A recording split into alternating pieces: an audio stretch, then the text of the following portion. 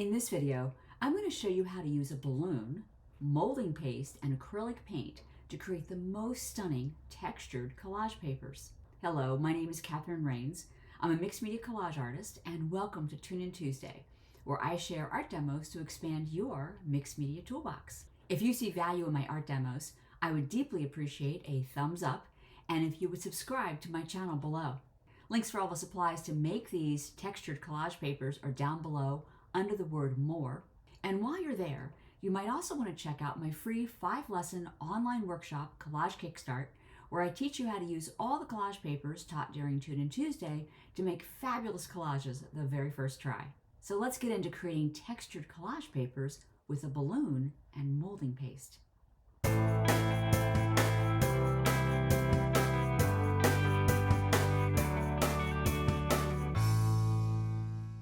The supplies for this paper are super easy. You need balloons, something kind of smallish. I'm using something to blow them up with. And you need molding paste. Any kind will do. I used light molding paste, regular molding paste, any brand is fine. And I also experimented with using heavy gel medium. Now you could use a regular medium, just the heavy gel acted more like a molding paste, which is why I used it. You want acrylic paint in whatever palette you're using. I'm using a limited color palette with just 2 colors, Phthalo Blue Green shade, Hansa Yellow Light. I also have a palette knife. I've got a 1-inch brush, I've got a 2-inch brush and a 3-inch brush, and I've got some palette paper to mix some paint on for the second part of this art demo, where I'll actually be applying paint to the beautiful textures created by the molding paste and the balloons. Let's start this process with blowing up a balloon. How much air you put in these balloons actually makes a difference to your final result. And the trick here in getting papers that work for this technique is to under blow up the balloon. So instead of blowing this all the way, so I have a very full balloon, I want it to be kind of like this. So, okay, it's tied and I've got kind of a pointy end. So I've got a piece of palette paper, I've got my balloon, and this is a piece of mixed media paper, which is a pretty thick paper. I'm going to try this first with a regular old molding paste. I've tried different molding pastes for this technique, and most of them work as long as they have a pretty thick consistency. I'm just going to put some out on my palette here. Now this dries up pretty quickly, so you want to keep the lid on it. So I'm going to take my balloon and kind of dip it in here and just look at what I have. Now there's a lot of molding paste on there, so I'm going to kind of dab it off a bit, but I still want a lot on there. I want some pattern here. And then I'm going to press it in to my paper. And I've got a little design here. I'm maybe going to press it even more.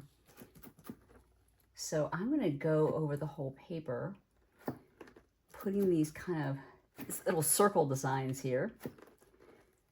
And they're not going to be perfect. Some of them will have peaks like this.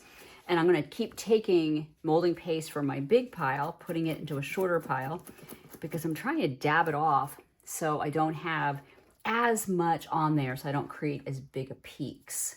Now I find that they tend to get a little better as I go. Like I like that one a lot. It might be hard to see in the camera. It'll be much easier once I apply paint to this.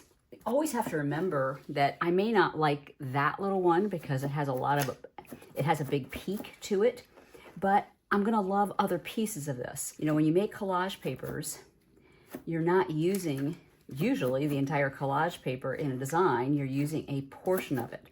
So I am happy if I like half of the collage paper. Usually I have to go back in and get more molding paste for each time that I put it down, because like that's a weak design in terms of having molding paste on it, but I can improve it just by dabbing more molding paste on it. So now I've got a whole page of texture from my molding paste. I'm going to let this dry. So another method for getting impressions with balloons and molding paste is to actually start by covering the entire sheet with molding paste in the first place and make the impressions with the balloon afterwards. Okay, I'm going to take my balloon and make impressions right into, oh, I love that, into the wet molding paste. This is probably an easier way of doing it. I'm getting some amazing impressions here.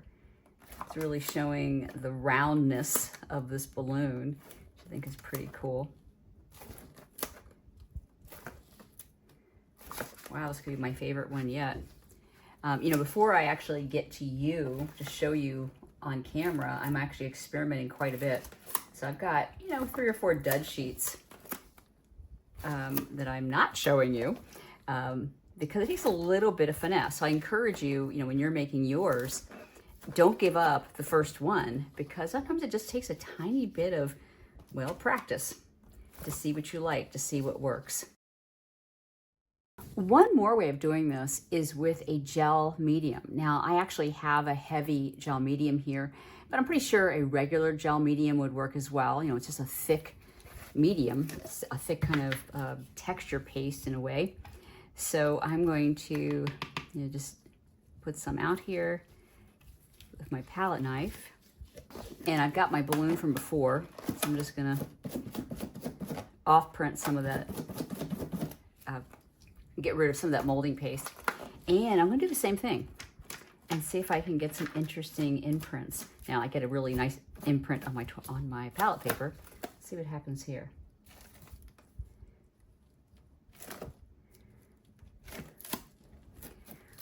So this also works. And I'm getting a lot of peaks, so it's going to be interesting to see what that looks like when I actually put acrylic paint on top of it. You know, I think what I'm going to do, just for fun, is instead of trying to like actually make circles, you know, with the balloon, maybe I'll just like cover it with random texture. Let's see what this looks like when it dries. So I'm looking for a lot of interesting kind of peaks and valleys on the paper. So doing it this way, I don't have to be so careful. I can kind of like just keep dipping it in and just seeing what I get texture-wise. It's almost like a plaster wall.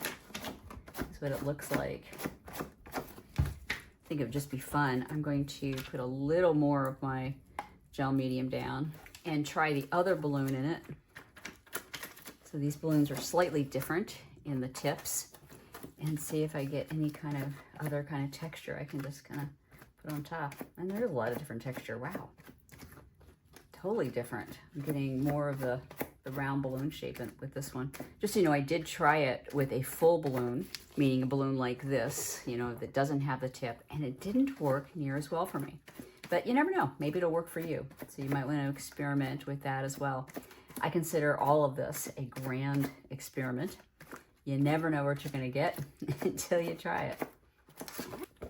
But it's not done yet. I'm going to try this one more way, and that's with acrylic paint and the balloon. See what kind of impressions I can make.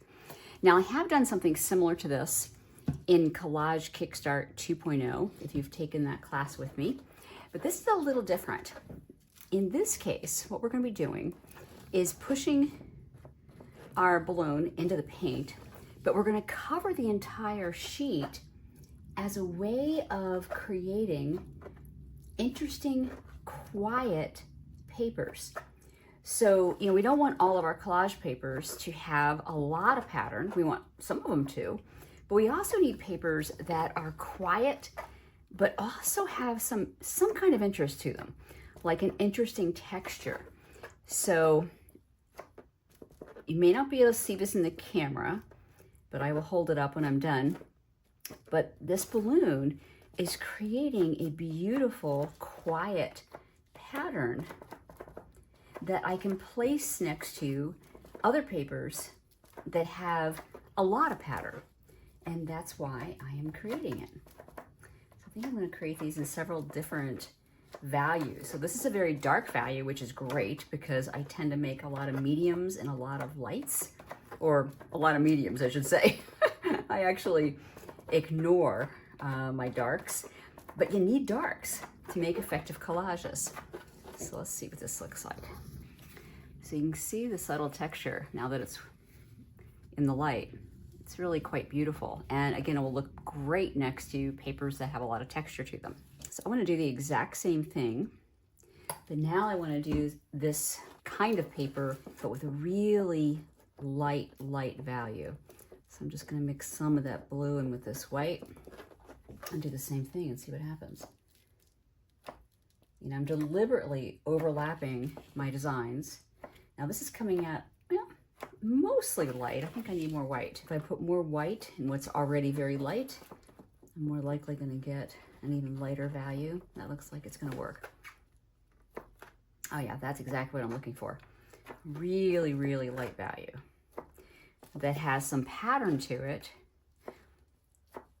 but not enough to be distracting if I place this next to a paper that had a lot of pattern to it. You know, this is so incredibly easy to make, yet so amazingly effective as a collage paper.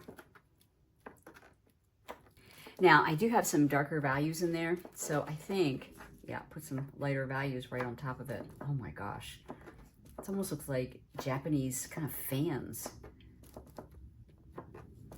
You know, as always the case, once I get started with these, I just want to keep going because they're like, wow, what other colors can I make?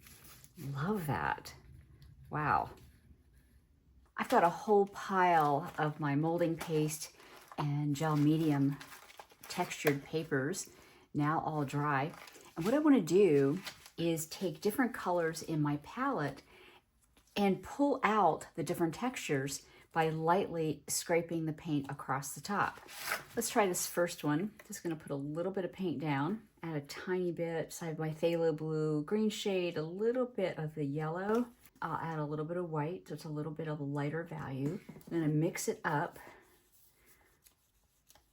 Love that color. And I'm going to just put a light coating of the paint on my bristles and scrape across just to pull out the texture and see what we get. So what this is creating is a lovely, subtle, quiet paper with lots of texture on it, but it has my color palette on it. Now I could make this much darker by putting more layers on it. In fact, I think I may do that by just going the opposite direction, because the molding paste texture actually will react differently depending on what direction I am pushing my paintbrush across it. Now, this isn't one of the most flashy papers I've ever made, but it could be one of the most useful, because you need papers in your arsenal, in your stash, that are interesting. They will work well next to more patterned papers. So imagine just cutting a little piece of that off and putting it next to a very patterned piece. It'll be a very interesting piece of collage fodder. People will go, how in the world did you get that texture? So let's try another one. This one has a lot of texture in kind of clumps. So let's see if we get any kind of different effect. Oh, it's so pretty.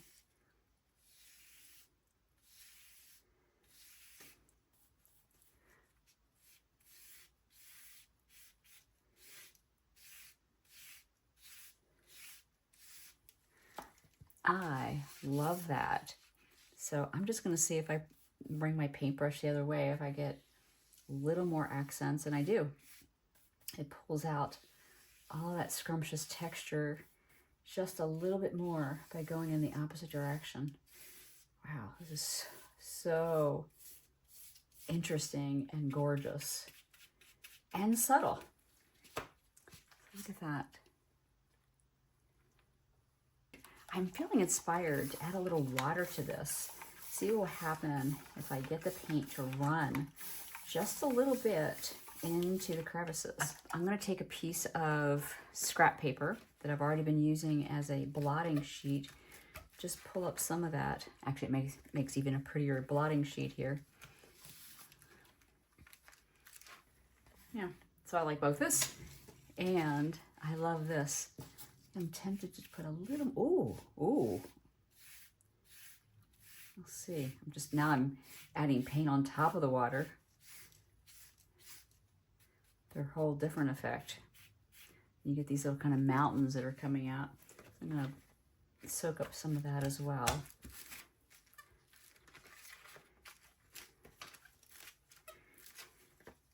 This is getting cooler, and I like this one as well. So I encourage you just to follow that little voice in you that says, try that. The little voice in me is saying, try gold. So the gold and the kind of ivory white, I think might be really spectacular, but you never know until you try, right? In this moment, I'm thinking to myself, this could be one of my favorite papers ever. Oh my gosh, this is just stunning. I can't wait to use this in a future collage. So I'm just lightly whisking this brush across the top of the surface. I'm not trying to paint the entire surface, just the top. And I think just because it would be fun, let me go the opposite direction as well and see if I can get some other kind of peaks and valleys painted. And I'm going to try in this direction as well. I am over the moon in love with this. Gosh, so interesting. By the way, this is really, really thick paper because it started off with mixed media paper, and then I put this very heavy coat of the molding paste on top. So it has a lot of substance to it. It'll be a really interesting piece to put down in my collages. Next up is the heavy gel paper, because you can barely see this. So let's see what happens when I add some paint to it. Again, I'm just lightly putting a tiny bit of the paint and then kind of rubbing it off so it'll be very light application across my piece of paper here.